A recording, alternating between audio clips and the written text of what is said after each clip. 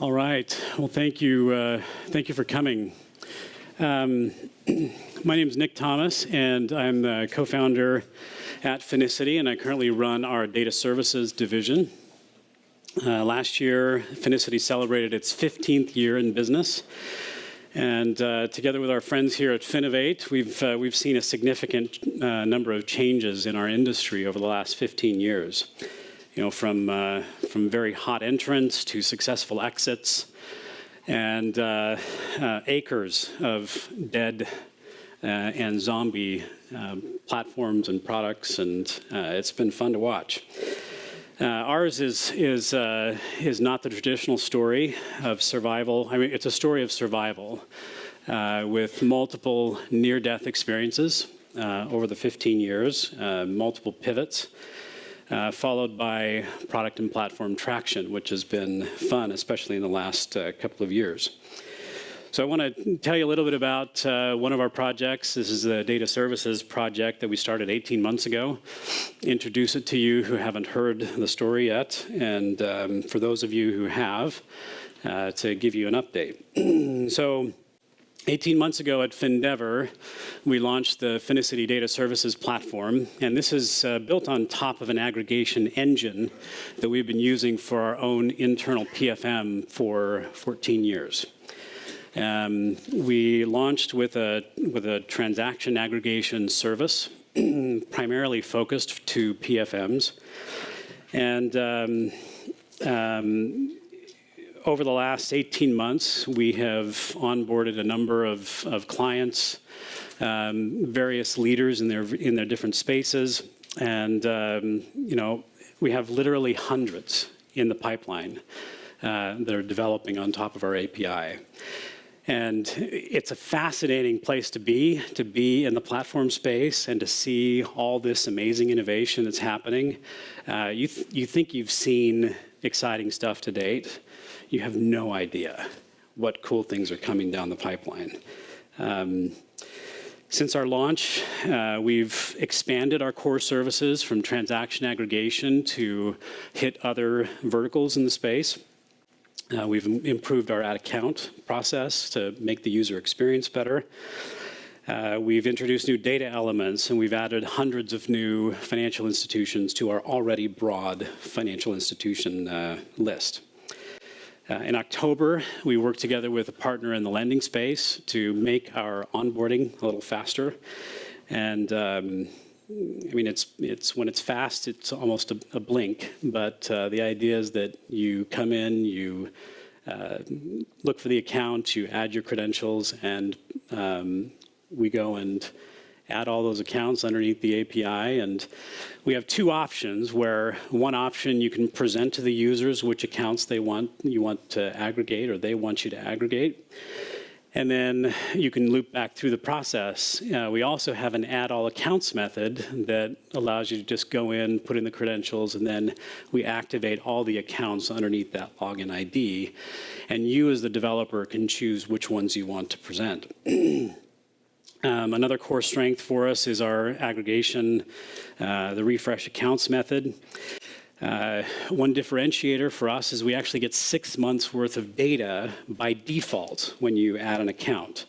And then we do 15 days of data for each subsequent refresh. Kind of a day in the life of a transaction. When you swipe your card, the issuing processor does the approval, sends that to the bank, and there's a clearing process. And typically, in the formatted data sources, which can be received from a direct API connection, through OFX services, through a file download, it takes typically 1 to 3 days for that cleared transaction to show up. And then we retrieve those cleared transactions periodically, typically daily, using a variety of different integrations with the banks. And then our partners will come. It's like a giant ETL process. Our partners come and grab the data at a certain time in the morning after we've finished aggregating all of the accounts, so that they can get that much faster than having to worry about the pass-through to the financial institution. And then our partners will allow the users to click refresh, or they'll go and do a background refresh upon adding the user logging in. But this process of aggregating and the partners pulling the data from us, it's this double pull scenario. It's not very efficient. Aggregation right now is really hard to do. It's writing thousands of custom integrations, every one of them different. Every one of them, some more brittle than others. But it's a pull-based model. So we're having to pull and see if there's more data available for that user on a regular basis. It's very verbose. And let me illustrate the verbosity of the, I don't even know that's a word, but of pull aggregation.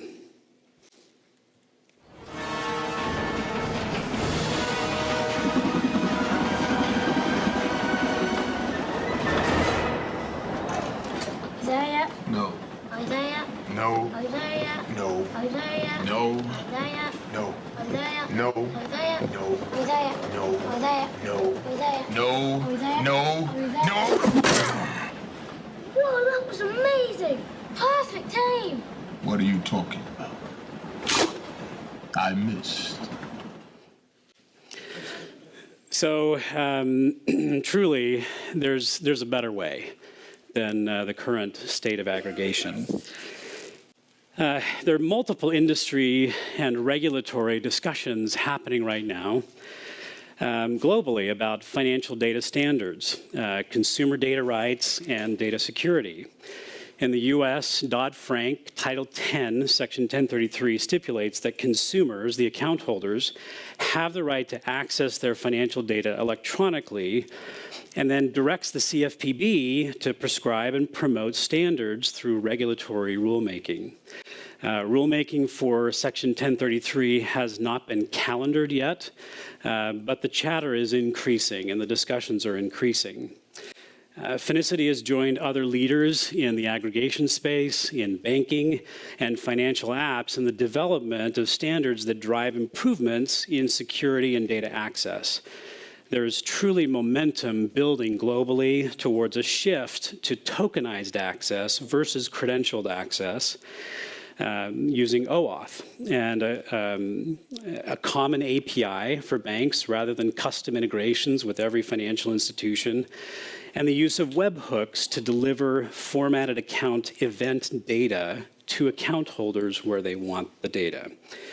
Europe, and specifically the UK, has shown great leadership through the Open Banking Working Group. And here in the US, the Financial Services ISAC group delivered the Durable Data API spec last October. And the OFX consortium is nigh unto making an announcement about next generation OFX. So there's some really cool things happening in the industry.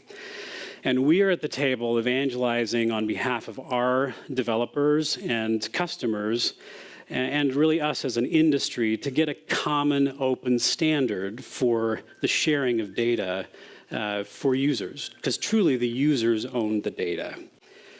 Last year, we launched the TxPUSH initiative here at FinDEVr. Then we followed up with the launch of the TxPUSH Special Interest Group. Let me just talk about what TxPUSH is. So Jeff Lindsay in 2007, almost 10 years ago, came up with this idea of the evented web. You combine the programmable web, which is a web of APIs, with the evented web, or with webhooks, and you get the evented web. We see the introduction of a common API together with financial webhooks as the evented financial web. We see this as the next generation. You take what's being done with great brands as Apple Pay and Google Wallet and Simple and Moven. There's lots of great proprietary technologies that are being used to send data to the customer immediately after the swipe.